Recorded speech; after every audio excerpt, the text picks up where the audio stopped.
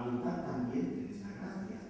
No hablo como quien manda, sino para poner a prueba por medio de la diligencia de otros, también la sinceridad del amor vuestro, porque ya conocéis la gracia de nuestro Señor Jesucristo, que por amor a vosotros se hizo pobre, siendo rico para con vosotros, con su pobreza fuisteis enriquecidos. Y en esto doy mi consejo, porque esto os conviene a vosotros, que comenzasteis antes no solo a hacerlo, sino también a quererlo desde el año pasado.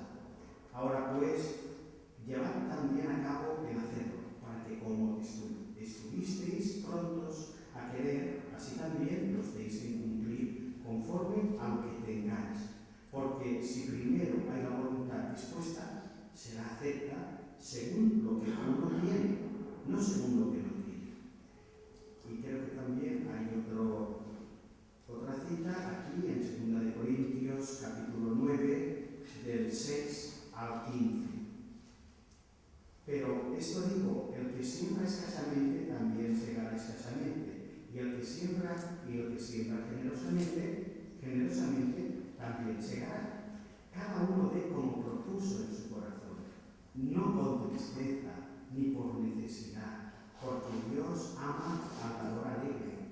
Y poderoso es Dios para hacer que abunde en vosotros toda gracia, a fin de que teniendo siempre en todas las cosas todo lo suficiente, abundéis para toda buena obra. Como está escrito, repartió, dio a los pobres, su justicia permanece para siempre. Y al que da semilla, al que siembra y pan, al que come, proveerá y multiplicará vuestra sementera y aumentará los frutos de vuestra justicia, para que estéis enriquecidos en todo para toda liberalidad, la cual produce por medio de nosotros acción de gracias a Dios. Porque la administración de este servicio no solamente suple lo que a los santos falta, sino que también abunda en muchas acciones de gracias a Dios.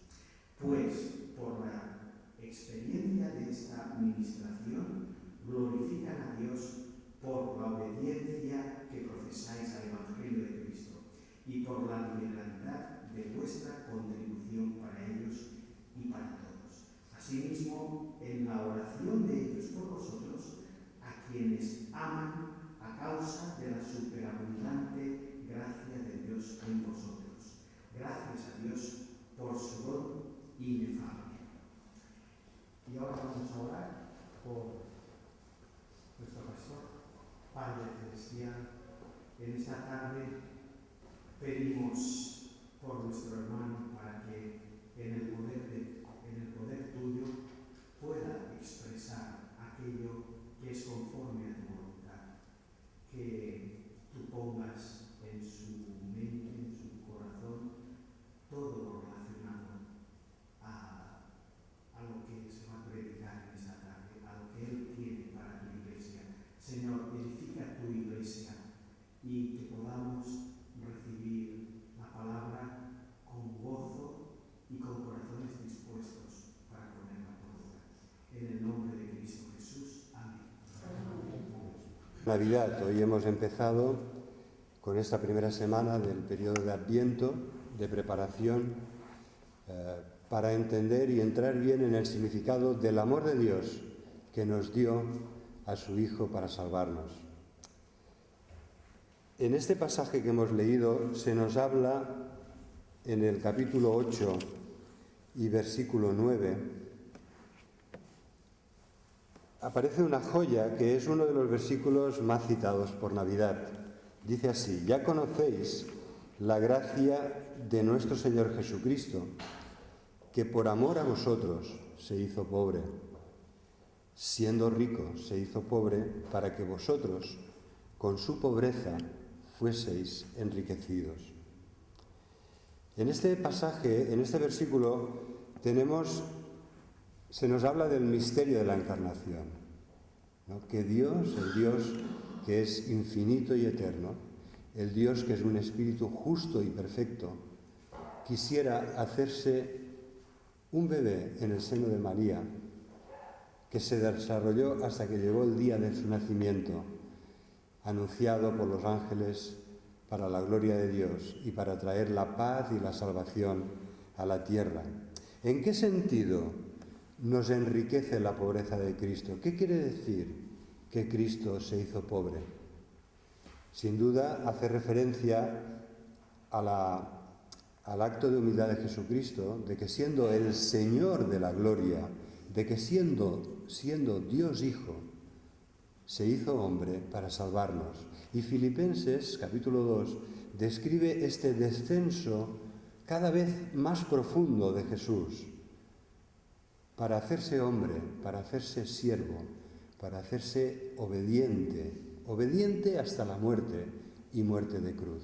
O sea, vemos realmente que el Señor de la gloria, que tenía todo el universo que Él mismo había creado bajo sus pies, dejó esa forma de existencia divina, dejó ese trono de gloria y de poder para hacerse un bebé y nacer en un establo. No sabemos demasiado bien cómo era el lugar en el que Jesús nació, pero no era la de Zeus, no era ninguna de las lujosas maternidades de este mundo, ¿verdad? Era un lugar muy humilde, era un lugar donde no era propio que naciera un niño, pero los cogió de viaje, en ese viaje ordenado por el César para ser empadronados, y llegaron y María tuvo que dar a luz en el lugar más inesperado, más impensable, menos adecuado en un sentido, pero que tenía un profundo significado, porque Jesús nacía no en Nazaret, donde vivían sus padres, sino en Belén, la ciudad del pan, la casa del pan.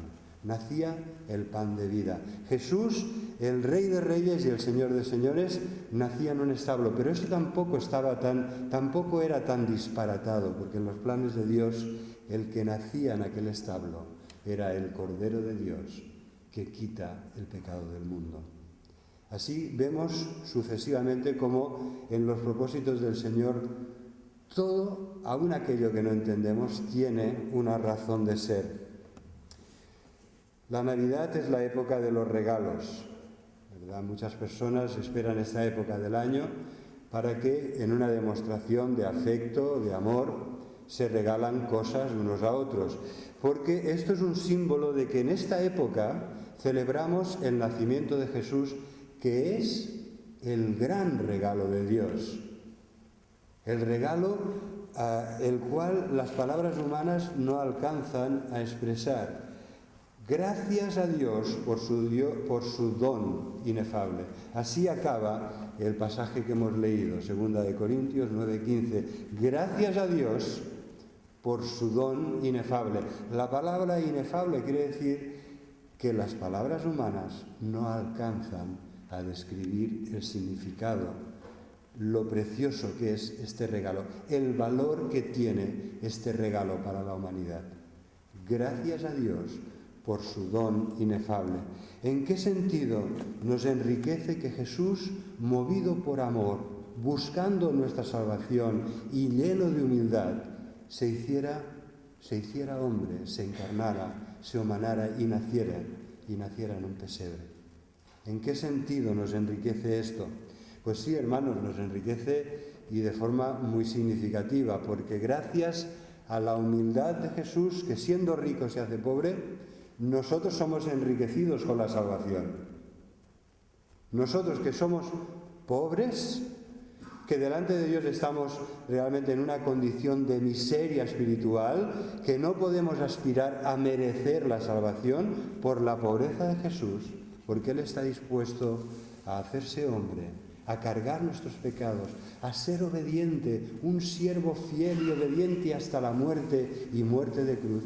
Gracias a esta pobreza de Jesucristo, a esta actitud de humildad que se empobrece voluntariamente, todos los que se arrepienten y creen son enriquecidos con la salvación. Pero ¿y qué más? ¿Qué propósito más hay en la encarnación de Jesucristo, en el nacimiento de Jesús? ¿Qué propósito tenía Dios con este nacimiento que celebramos todos los años? ¿Verdad? Es un cumpleaños especial, porque normalmente cuando llega tu cumpleaños esperas regalos, ¿no? esperas que se acuerden de ti, que tengan un detallito, pero en este caso es el que cumple, el que nos regala todo. Es Jesús quien nos da la salvación, es Jesús quien nos trae la luz, es Jesús quien nos da la vida, es Jesús el homenajeado quien en un sentido siempre está presente en nuestra vida para colmarnos de regalos y de bendiciones. Y es que la Navidad nos habla alto y claro del amor de Dios expresado con toda generosidad. ¿No pensáis que es así? Para mí este es uno de los significados más hermosos de la gracia de Dios. La gracia de Dios es la generosidad de Dios. ¿Verdad? Que cuando ves a alguien avaro, mezquino, eso no es algo que sea un buen ejemplo para nadie. La avaricia que rompe el saco, la avaricia que hace que los hombres sean traspasados de toda clase de dolores, el no tener nunca suficiente, el ganar, ganar, ganar y guardar sin saberlo a veces ni siquiera disfrutar, como cuenta esa obra teatral de Molière, del avaro tan conocida, ¿verdad? Pero la gracia de Dios es todo lo contrario, es el amor de Dios que se expresa con toda generosidad. Y por eso precisamente le he pedido a Juan que leyera estos 2 capítulos, porque son los capítulos que nos hablan a un nivel humano de la generosidad de una forma más preciosa, ¿verdad? Se habla de la generosidad que se inspira en la generosidad de Jesucristo, que siendo rico se hizo pobre para que con su pobreza nosotros fuéramos enriquecidos. Este es el verdadero significado de la generosidad, de aquellos que comparten lo que Dios les ha dado para enriquecer, para hacer más felices, para ayudar, para que se extienda el Evangelio y el reino de Dios crezca con la predicación del Evangelio, que es escuchado y abrazado por todas las personas que se arrepienten y creen sobre la faz de la tierra. Entonces a mí me gustaría hablar, en el Evangelio de Lucas, me gustaría leeros de un binomio que aparece muy a menudo, sobre todo en estos 2 primeros capítulos del Evangelio de Lucas, cuando por fin Zacarías puede volver a hablar, porque ya conocéis la historia, fue incrédulo. Y entonces Dios le dijo, ¿no te lo crees? Pues no vas a poder hablar hasta que suceda lo que yo te he anunciado. Que por fin Dios ha escuchado tus oraciones y por fin vas a tener un hijo. No te lo crees, no podrás hablar hasta que esto suceda.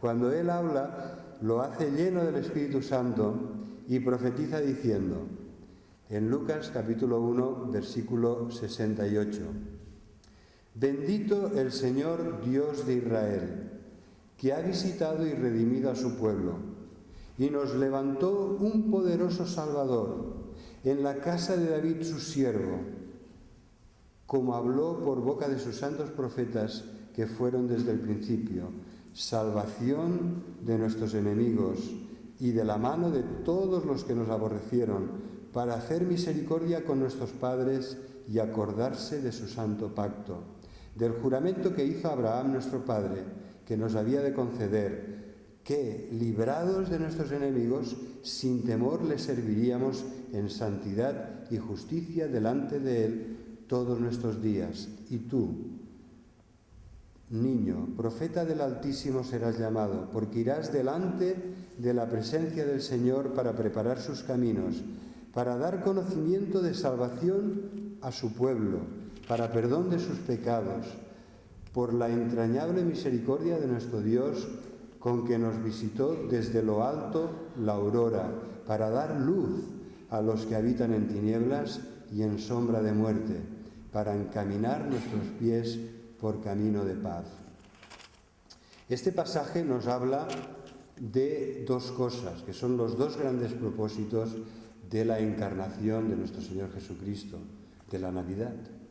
Nos habla de que el primer propósito es que Dios envía a su Hijo para salvación, y nos dice también que el segundo propósito es que en Él tengamos una mayor revelación de Dios, de cómo es Dios y de su voluntad para nuestras vidas.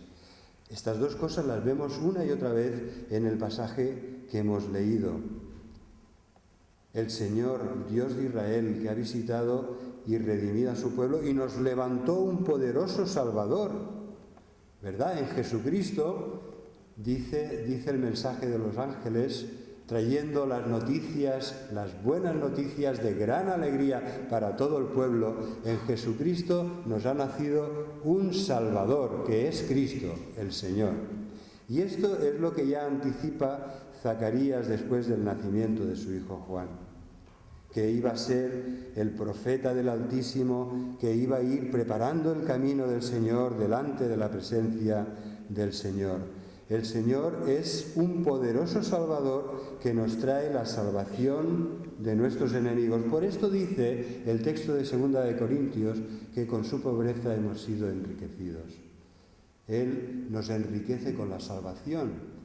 Él nos saca de la pobreza y miseria espiritual, como aquella iglesia de la Odisea, que pensaba que tenía de todo y a la cual el Señor le habla, mirándole a los ojos, le habla al corazón y le dice: pero tú no te das cuenta que en realidad eres un pobre, miserable, ciego y desnudo. Pensando que lo tienes todo, no te das cuenta de cuál es tu verdadera condición. Jesucristo se hace siendo rico, siendo el Señor de la gloria, que tiene todo bajo sus pies. Jesucristo se hace pobre para enriquecernos con la salvación. Y de esto habla el pasaje, ¿no? Cuando habla este pasaje y el mensaje de Simeón que leeremos a continuación. Pero también nos habla del segundo propósito. El segundo propósito es que en Jesucristo conozcas a Dios y conozcas su voluntad, para dar conocimiento de salvación a su pueblo. El ministerio de Juan Bautista, versículos 76 y 77, es preparar el camino del Señor y dar conocimiento de salvación a su pueblo para perdón de pecados. Es decir, que a través de Jesucristo nos visitará desde lo alto la aurora. Él es el sol de justicia que trae salvación en sus manos, debajo de sus alas, y Él es quien dará luz a los que habitan en tinieblas y en sombra de muerte, para encaminar nuestros pasos en la paz del Señor. Salvación y revelación. Jesús ha venido para que seas salvo y para que le conozcas. Jesús ha venido para que sepas quién es Dios y lo que Dios quiere para ti. Estos son los dos grandes propósitos de la encarnación de Jesucristo.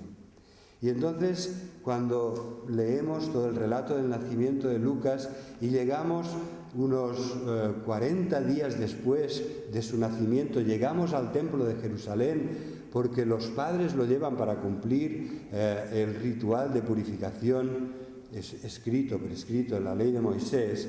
Se nos dice que había un anciano en el templo que se llamaba Simeón, y a él le había sido revelado por el Espíritu Santo que no moriría hasta que viera al ungido del Señor.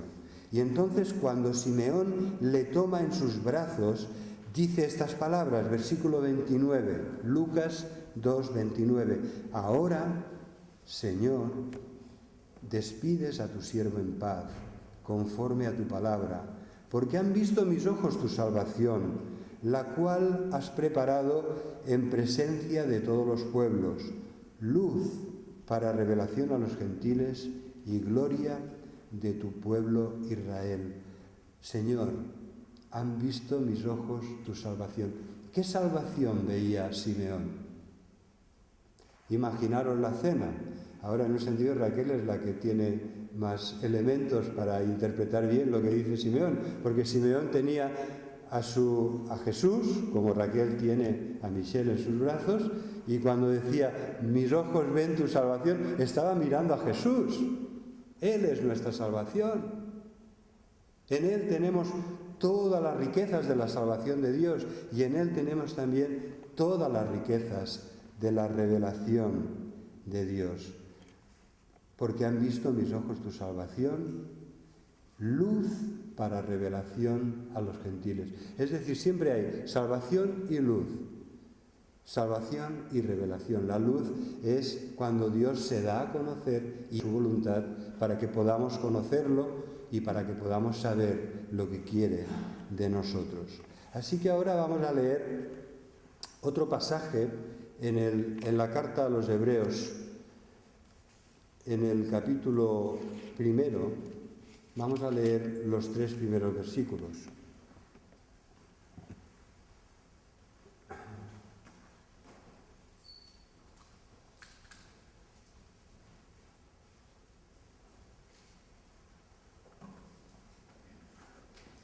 En Hebreos 1:3 dice Dios,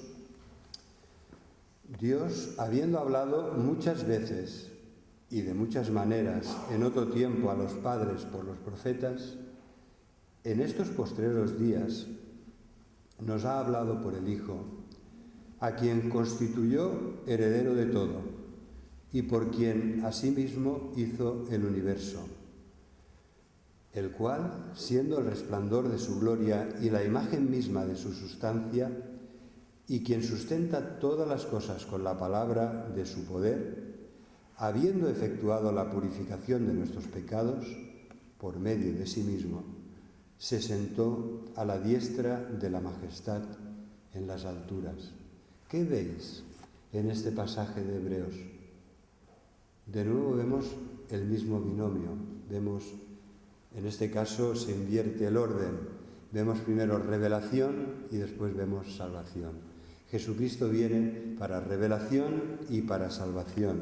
Dios ha hablado muchas veces y de muchas maneras, pero ahora, y esto lo hizo a lo largo de los siglos por medio de los profetas, pero ahora, en estos postreros días, y esto lo escribe hace 2000 años, porque en un sentido la primera venida de Cristo marca el inicio de los postreros días hasta su segunda venida. Este periodo de miles de años o de cientos de años entre la primera y la segunda venida de Cristo es, en el Nuevo Testamento se describe o se designa con esta frase, los postreros días. ¿Verdad? Jesús nos ha traído la plena revelación de Dios para que ahora, gracias a Él, gracias a sus enseñanzas, gracias a su vida y a sus obras, podamos conocer mejor a Dios y podamos saber su voluntad. Pero también nos habla de salvación, porque este mismo Jesucristo que revela a Dios es quien ha efectuado la purificación de nuestros pecados por medio de la ofrenda perfecta de sí mismo en la cruz del Calvario, como una ofrenda perfecta que no tiene necesidad de repetirse, que es suficiente para siempre, para santificar, para salvar y santificar a todos los que son, en este sentido, unidos a Jesucristo por medio de la fe, por medio de su Espíritu, sinceramente arrepentidos de sus pecados. Así que Jesucristo ha venido para salvación, para traernos salvación y para traernos revelación. Tanto es así que en el Evangelio de Juan, ¿cómo se describe la persona y la obra de Jesucristo en los primeros versículos, en el prólogo de este Evangelio? ¿Alguien me puede ayudar, por favor? ¿Cómo se describe a Jesús en el prólogo del Evangelio de Juan?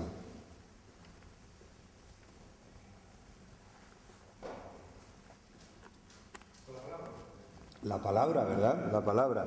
Se describe al Señor como el Logos divino, la palabra que tiene en sí todo el poder creador y salvador de Dios. En Él está la luz para revelación a todos de cómo es Dios, pero en Él también está la vida, porque en Él podemos recibir, en Él encontramos la vida eterna. De tal manera amó Dios al mundo, que ha dado a su Hijo unigénito, para que todo aquel que en Él crea no se pierda, sino que tenga vida eterna. De nuevo vemos que es para revelación y para salvación. Me gustaría que os quedéis con este binomio, con esta clave de interpretación. el propósito de Dios es nuestra salvación, nuestra santificación y nuestra iluminación espiritual por medio de la revelación de su palabra y de Jesucristo. ¿Cómo es posible que Jesús dijera a Tomás, Tomás, el que me ha visto a mí, ha visto al Padre? Porque es posible, porque Jesucristo es la perfecta imagen de Dios. En Él resonaban las palabras de Dios. En Él se veían realizadas las obras de Dios. La liberación de las personas oprimidas por el diablo, la sanidad de los enfermos, la enseñanza de palabras de vida, de palabras de esperanza y de vida, el mensaje de perdón y de reconciliación. Quien había oído a Jesús había oído al Padre, y quien había visto a Jesús había visto al Padre. Y así acaba el prólogo del Evangelio de Juan. Nos dice que Jesús estaba lleno de gracia y de verdad, que de Él podemos recibir gracia y más gracia, gracia sobre gracia, y que además el unigénito Hijo, que está en el seno del Padre, ha dado a conocer al Dios que nadie ha visto y en este sentido no puede conocer. Pero Él, el unigénito Hijo, ha venido para darlo a conocer. Y entonces me gustaría conectar todo lo que estamos viendo. De nuevo vamos a ir a 2 de Corintios, a este versículo que hemos leído al principio. Ya conocéis la gracia de nuestro Señor Jesucristo, que por amor a vosotros se hizo pobre, siendo rico para que vosotros, con su pobreza, fueseis enriquecidos. Os voy a hacer una pregunta que no es nada fácil. ¿Cuáles son los capítulos que hablan más abundantemente de la gracia de Dios en el Nuevo Testamento? La gracia de Dios, la palabra charis, aparece no llega, casi 200 veces en el Nuevo Testamento. ¿Cuáles son los capítulos en los que aparece mayor número de veces? Romanos 6 y el 5. El 5 también, ¿verdad? Porque habla mucho del contraste de la gracia que se nos ha traído con Jesucristo. Pues sí, Romanos 5 y 6 son, sobre todo el 5, los capítulos que hablan más de la gracia de Dios. Pero también 2 de Corintios 8 y 9. La palabra gracia aparece constantemente en estos capítulos, porque en un sentido, inspirándonos en la gracia de Dios, debemos ser también nosotros portadores de la gracia a los demás. Qué bonito el testimonio que nos ha dado Juan, de que en un sentido, cuando él llegó a la iglesia, percibió la calidez de la gracia de Dios, de la aceptación, del amor, de la misericordia de Dios, en el trato cariñoso que tenemos los hermanos de la iglesia unos con otros.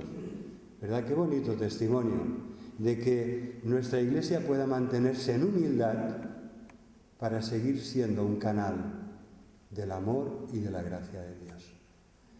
Que nuestra iglesia pueda experimentar, como lo hacían los hermanos a los que se dirige Pablo en esta carta a los Corintios, que puedan experimentar la gracia de Dios, pero que puedan también compartirla. Porque veréis, aquí en estos capítulos no se trata de un estanque en el cual precioso, ¿no? Pero que al final las aguas estancadas acaban pudriéndose, acaban estropeándose, ¿verdad? Aquí no se trata de esto. Aquí nos habla de hermanos y de hermanas que son canales a través de los cuales fluye libre, generosa y abundantemente la gracia de Dios. Y que esto se expresa a través de la generosidad en ayudar a los que lo necesitan. Es un mensaje clarísimo de estos dos capítulos, que la gracia de Dios se expresa ayudando a los que lo necesitan. Que la gracia de Dios tiene también una dimensión económica, ¿no? Porque a veces la mejor forma de ayudar pues es compartiendo lo que Dios nos ha dado. ¿No era esto así en un principio? ¿Qué pasó en la iglesia que nació el día de Pentecostés en Jerusalén? ¿Qué pasó? Pues resulta que cuando escucharon la predicación el día de Pentecostés de Pedro se convirtieron 3.000 personas. A mí me gustaría poder vivir una experiencia de crecimiento fuerte. ¿Sabéis lo exigente que esto sería para todos nosotros? Que el Señor tenga misericordia y nos escuche y nos dé una fuerte experiencia de crecimiento y nos dé las fuerzas enormes que necesitaríamos para poder atender debidamente un gran crecimiento en la Iglesia. ¿Y qué sucedió? ¿Cuál fue una de las cosas más llamativas de ese capítulo 2 de Hechos o del capítulo 4 de Hechos? Pues una de las cosas más llamativas, más impresionantes, es que compartían según la necesidad, según la disponibilidad, según la posición económica, pues había hermanos que podían dar y daban. Y había muchos otros que estaban en una situación de precariedad y necesitaban recibir, porque se habían quedado en Jerusalén y habían venido para celebrar la fiesta de las cosechas, de las primicias, la fiesta de Pentecostés, pero se habían convertido al Señor y se quedaron allí y se les habían acabado las bolsitas porque no había ni tarjetas bancarias ni sucursales y llevaban seguramente unas bolsitas escondidas en algún lugar con dinero y ya se les habían acabado. Y entonces los hermanos, para poderlos después, primero discipular y después enviar con su bendición a sus lugares de orígenes, pues primero la Iglesia hizo un gran esfuerzo para poderse quedar a los pies de los apóstoles, siendo enseñados en la doctrina de Jesucristo. Y esto es lo que vemos también aquí. En estos capítulos de Corintios vemos exactamente lo mismo.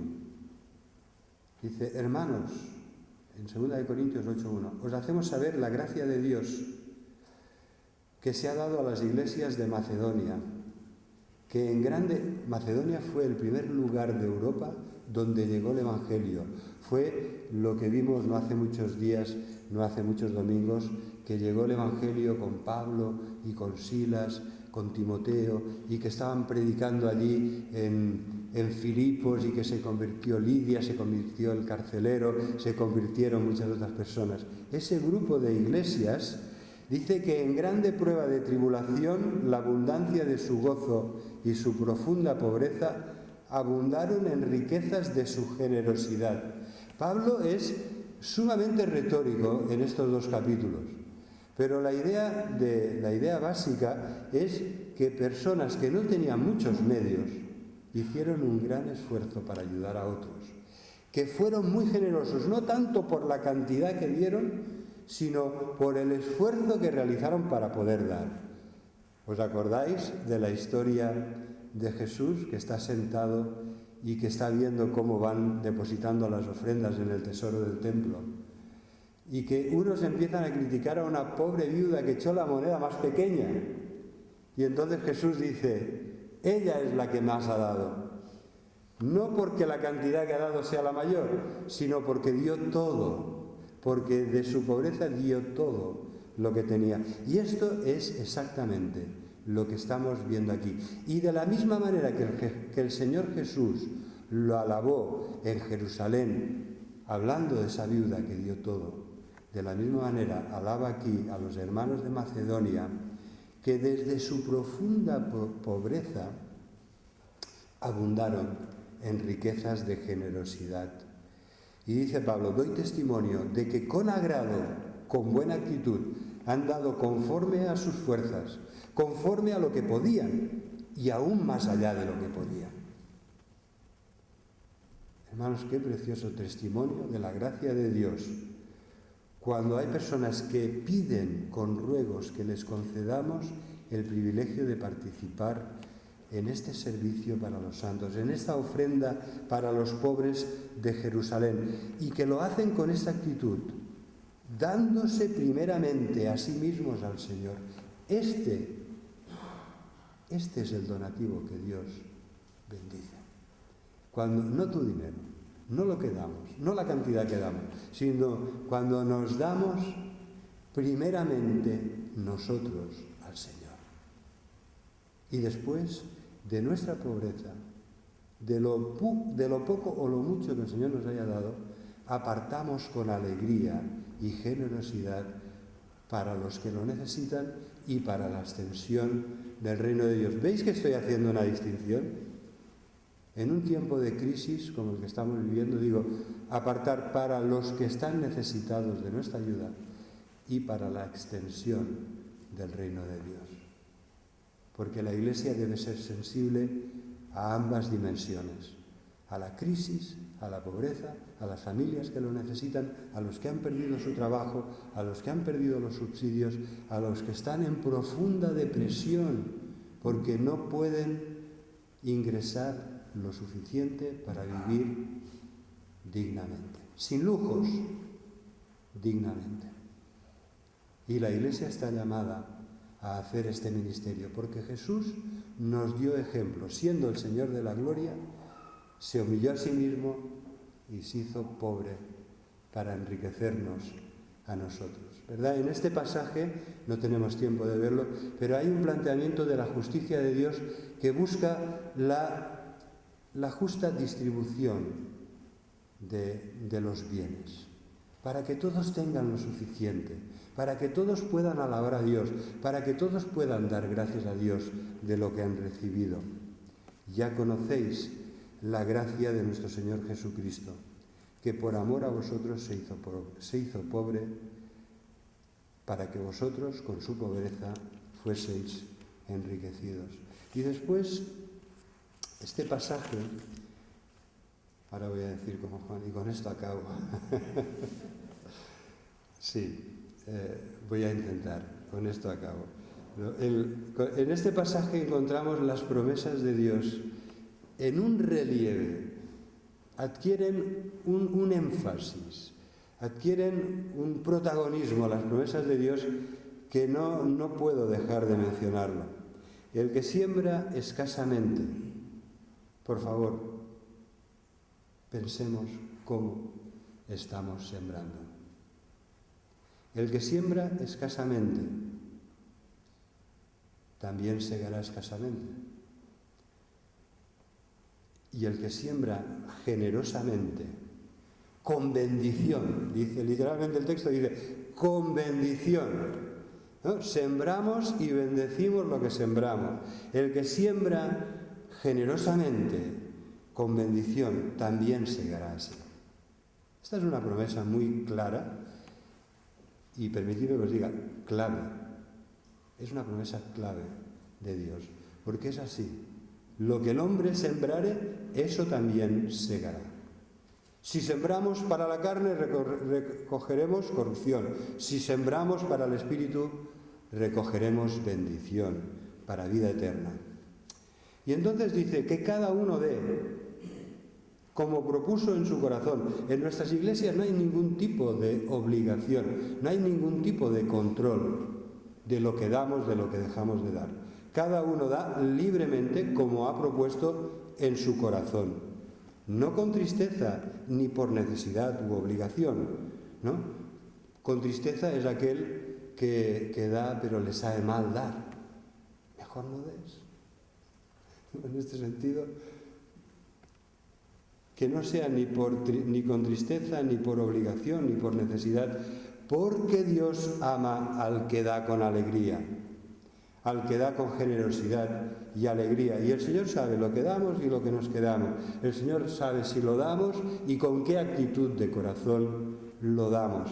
Y entonces, con la generosidad de la Iglesia de nuestro Señor Jesucristo se cumple esta promesa. El Señor da a los pobres y su justicia permanece para siempre. Ayer nos contaban un caso que me llamó muchísimo la atención, de una persona que dio 1 millón de las antiguas pesetas, en otra época en la que 1 millón de las antiguas pesetas era mucho dinero, y que lo dio para lavar su imagen. La campaña mediática era que era una persona muy sensible a las necesidades, ¿no? Porque es una campaña mediática en el sentido de que salió en primera plana en varios periódicos, se decía que lo hacía por solidaridad, por amor a los que padecían necesidad, pero en realidad no era por eso, era por ganarse una buena imagen. Era, por así decirlo, como aquellos que en el Evangelio de Mateo capítulo 6 dice que cuando daban limosna, primero hacían que sonaran las trompetas. Fijaros todos, por favor, que voy a dar limosna. Y tocaban primero las trompetas. Mirad lo que voy a hacer. Bueno, cuando alguien da algo así, dice el Señor en Mateo 6, ya tiene lo que buscaba. ¿Qué quería? ¿Que los demás lo supieran? Pues ya lo ha conseguido. Ya tiene lo que buscaba. Pero nosotros no buscamos esto. Nosotros buscamos la gloria de Dios.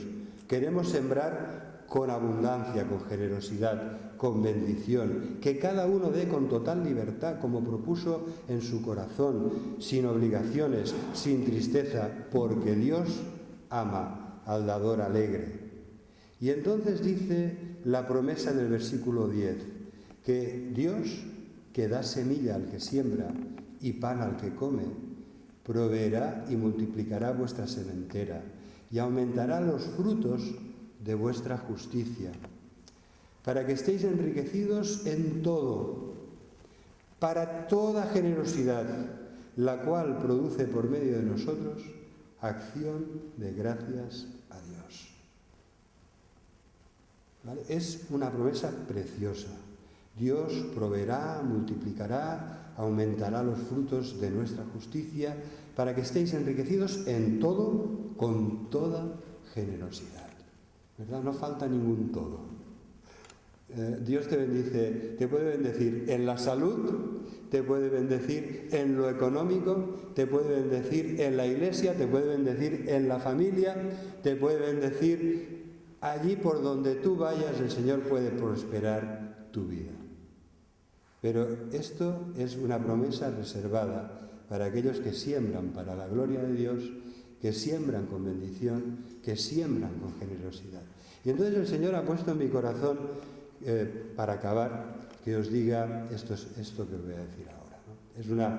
Es como una propuesta para nuestra iglesia. Yo creo que nuestra iglesia ha sido grandemente bendecida por el Señor. Y nuestra iglesia es un milagro económico. Nuestra iglesia, con lo humildes y pequeños que somos, gracias a Dios, para la gloria de Dios, hemos podido ayudar a muchas personas, a muchas familias. La Iglesia se ha hecho responsable en una medida, yo diría, ejemplar del sostenimiento de su pastor y de su familia. Y el Señor es testigo de todo esto y Él nos ha bendecido y nos está bendiciendo. Pero, en un sentido, si nosotros en vez de ser una iglesia del Señor fuéramos algún grupo de estos medio sectarios o sectarios del todo, que buscaran su propio interés y lucro, os diríamos algo así: mirad, hoy vamos a pasar una ofrenda, la vamos a pasar ahora a continuación, pon el diezmo de lo que Dios quiere que te dé a ti, ¿no? Yo hasta ahí no soy muy matemático, ¿no? Pero hasta ahí me llegan las matemáticas, ¿verdad? Lo que están diciendo es que si quieres que Dios te dé 1.000 euros, tú hoy ponga 100. Claro, los vivales que hacen este planteamiento de momento se quedan con tus 100 euros. Yo no sé si el día de mañana tú recibirás los 1.000 o no. Pero nosotros lo vamos a hacer de una forma mucho más humilde, sencilla y bíblica. Lo que vamos a hacer es una oración. ¿Sabes? No estoy pensando tanto en la ofrenda económica que vamos a hacer, sino vamos a hacer una oración. Porque en nuestra iglesia, uno de los grandes motivos de preocupación de nuestra iglesia es la crisis. Son las personas que no llegan a final de mes, son los que han perdido su trabajo, son los que ya han perdido los subsidios, son los que tienen dificultades. Y entonces yo, a la luz de este pasaje de la palabra, creo que por la fe podemos decir: Señor, bendíceme, estoy delante de ti y necesito tu ayuda en esto. Necesito tu ayuda para un buen empleo. Necesito un empleo mejor, quizá, del que tenemos. Necesito más ingresos para poder atender debidamente a mi familia. Esta oración es completamente legítima, necesaria y urgente, y la vamos a hacer ahora. Pero además, Por la fe podríamos dar un paso más arriba y decir, Señor, a mí no me han dicho como las sectas que dé ahora 100 euros para que tú me des 1000, pero lo que yo te pido ahora en oración es que tú me des un empleo digno para que pueda ganar los 1000 o los 2000 o los que sean y que yo pueda ayudar a otros. ¿Estáis de acuerdo que esta es una oración que podríamos hacer como iglesia en tiempo de crisis, sabiendo todo lo que está pasando en nuestra iglesia? No es obligatorio, de verdad que vamos a dejar un tiempo para que cada cual haga esta oración. Y yo mismo, la conclusión de la predicación de hoy va a ser la oración con la que yo voy a cerrar este tiempo libre de oración. ¿Vale? Si alguien quiere hacer una oración en voz alta, puede hacerlo. Si alguien quiere hacerlo para sí, puede hacerlo. Vamos a tomarnos unos momentos y yo mismo haré la oración final. Señor y Padre, te damos las gracias por tu palabra. Señor, te damos las gracias por tus preciosas y grandísimas promesas.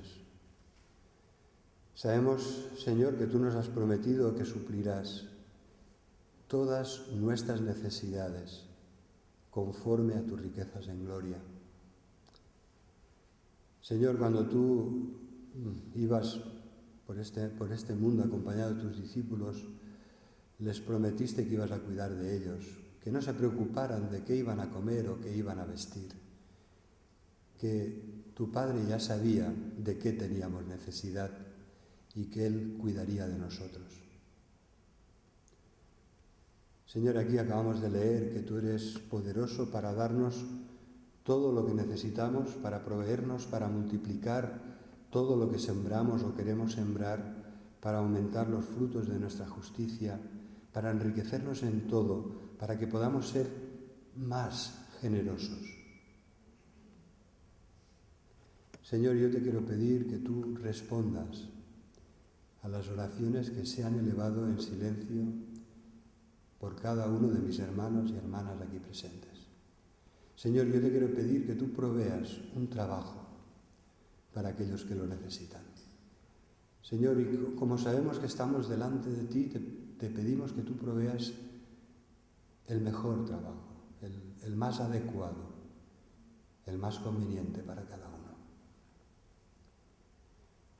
Señor, te pedimos que tú, como iglesia, nos llenes de ti y de tu gracia, y que siguiendo tu ejemplo de humildad, también nosotros estemos dispuestos a compartir nuestra riqueza y empobrecernos para enriquecer a otros.